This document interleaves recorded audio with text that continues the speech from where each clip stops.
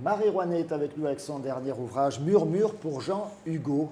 Oui. Jean Hugo, Marie Rouanet, c'est l'arrière-petit-fils du grand Victor Hugo. C'est le premier de la lignée, c'est ce que vous racontez Oui. dans ce livre, qui va s'approprier tranquillement, pleinement, son patronyme de Hugo. Avant lui, ils n'ont pas osé. Il va oser parce que les autres ont été écrasés. Tous peignaient, tous écrivaient, tous avaient des talents, mais ils étaient sous une espèce d'aura, de rayonnement tellement fort qu'ils ne sont pas arrivés. Le père de Jean... Alors le père de Jean, c'est le héros d'un des derniers ouvrages de Victor Hugo, L'Art d'être grand-père. Il est nommé Georges et Jeanne, ce sont des petits-enfants qu'il avait adorés et qu'il a élevés puisque son fils est mort. Voilà. Donc Jean lui-même a vécu dans une sorte de vénération du vieil ancêtre. Jean Hugo connaissait des centaines et peut-être même jusqu'à quelques milliers de vers de Victor. C'est fini maintenant. À partir de maintenant, ils sont à peine capables, les descendants, de parler de Victor Hugo. Mais Jean était un très bon connaisseur à cause de la vénération paternelle sur cet homme. Alors Jean Hugo, j'ai envie de dire, malgré son patronyme, le poids de ce patronyme, arrive à faire son propre parcours dans les arts. Et lui, son destin, c'est d'être peintre, d'être décorateur. Il faut dire qu'ils n'ont pas beaucoup de problèmes financiers. La famille est une famille richissime. On n'imagine pas cette bourgeoisie qui vit au milieu des œuvres d'art, qui aime la musique, qui aime les rencontres. Être Victor Hugo, ça a rapporté beaucoup d'argent alors? Eh bien, ils étaient déjà pas mal, hein, mais Victor Hugo, c'est considérable. Les droits d'auteur sont tombés jusqu'à ces dernières années. Donc, Jean n'a pas besoin de travailler, mais il va travailler, c'est un travailleur infatigable. De toute sa vie, il va travailler. Et il est une sorte d'inverse de Victor. Il est aussi modeste que l'autre était quand même, montrer sa taille, on peut dire même orgueilleux, à juste titre, c'est sûr. Il est aussi modeste que l'autre, donc, se donner un spectacle. Il faisait des dessins, Victor Hugo, c'est des cataclysmes, c'est des vagues, c'est des effondrements, des maelstroms. La peinture de Hugo, elle est complètement lumineuse. Tout est lumineux dans la peinture de Jean. Et il a osé cela. Et en plus, alors, il était anticlérical, Hugo, au point, la famille, qu'ils ne se font même pas baptiser. Ils ne veulent même pas le baptême de l'Église catholique, tellement ils en ont contre l'Église catholique. Et lui, Jean, va se faire baptiser.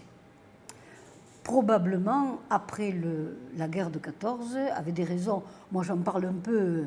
Je vois évidemment cette espèce de baptême du feu. Il a 20 ans en 14. C'est un jeune homme. Et je dis dans mon livre qu'il est vierge. Il est vierge de la mort. Il le dit lui-même. J'ai jamais vu un mort. Il va être servi. Hein. Oui. Il est vierge du peuple. Il ne connaît que la domesticité, qui n'est pas le peuple. Et il est vierge de Dieu. Et tout ça, il va le rencontrer pendant un cataclysme absolu. Le mort, c'est même pas un mort sur un lit, c'est des morceaux de mort, c'est la pourriture humaine. Il dit qu'il ne l'a jamais oublié, Jean Hugo. Il est là au milieu des hommes qui ne savent pas qui est Hugo. C'est le peuple, ça. Oui, quand il arrive, on lui dit... confronté à des gens qui ne connaissent même pas Victor Hugo. On lui dit, comment vous appelez, le sergent? Hugo. Avec un T, il lui dit... Ça fait rire tout le monde maintenant, hein. Et puis, les gens là du contingent, à Caen, où il est arrivé, le voient très grand, il est très très grand. Il dépasse tout le monde, Cocteau, Radiguet, Mac Jacob, il est toujours à mot. Il lui dit, il le regarde comme ça, il lui dit, tu ne serais pas de la famille du géant Hugo? Parce qu'il y avait un géant qui fréquentait les foires de Normandie et qui se montrait aux gens. Et pour eux, ça ne veut rien Hugo, dire d'autre. Oui. C'est vide. Et ça, c'est le peuple. Eh bien, cet homme, avec cette aura, avec cet orgueil de la famille quand même, en même temps, il va aimer ce petit peuple.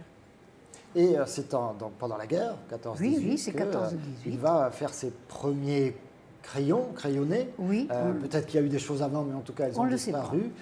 Et là, il se révèle peut-être petit à petit également à lui-même sur cet art-là. Non, parce qu'il semblerait, d'après ce qu'il dit, on n'a pas d'exemple, mais qu'il ait beaucoup dessiné au Louvre. Il allait au Louvre, il faisait des copies, il commençait, puis il avait un environnement tel de l'art que déjà, certainement, il a fait des choses.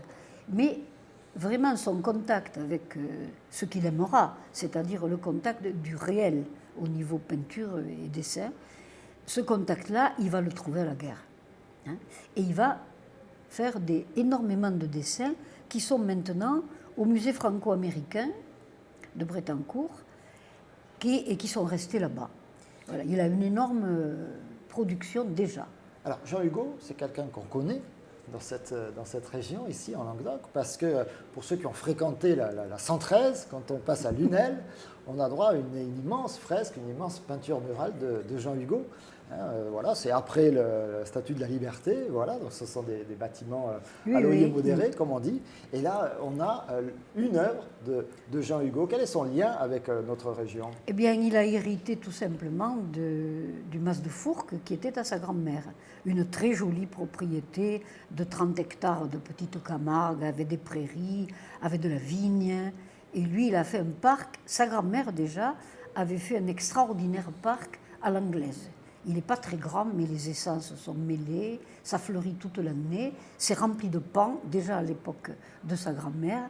Et ce lieu, il l'a aimé dès son enfance. Ce n'est pas un nouveau venu en Languedoc. Il est provincialiste, il parle l'occitan, il aime Mistral. Il est très sensible à Frédéric Mistral. Il le met au même niveau que Victor Hugo. Il le met au Panthéon, lui, hein, Mistral. Ce qui n'est pas ce qui va pas de soi. Sottise, mais qui ne va pas de soi. Voilà. Qui est pourtant une reconnaissance, puisque Frédéric Mistral, prix Nobel de littérature. On ne peut pas dire que les gens connaissent beaucoup de choses, tandis que lui, il sait du Mistral. Il est capable de vous réciter tout Mireille, hein. Kant, une carte des Provence, des Lisamo, des Saint-Jouvence. Il est capable de ça. Il est capable, en même temps, de parler de cette civilisation. Sa grand-mère a déjà donné un muséum arlatin. C'est-à-dire qu'ils sont sensibles à l'art brut. C'est le premier Mistral, hein.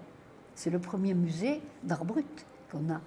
Donc, il est complètement intégré. Ce n'est pas une découverte qu'il va faire de cette petite Camargue. Jean Hugo, peintre de chez nous et de Paris également. Jean Hugo, arrière-petit-fils du grand Victor, à découvrir pour la plupart d'entre nous dans ces murmures avec Marie Rouanet. Merci d'avoir été avec nous.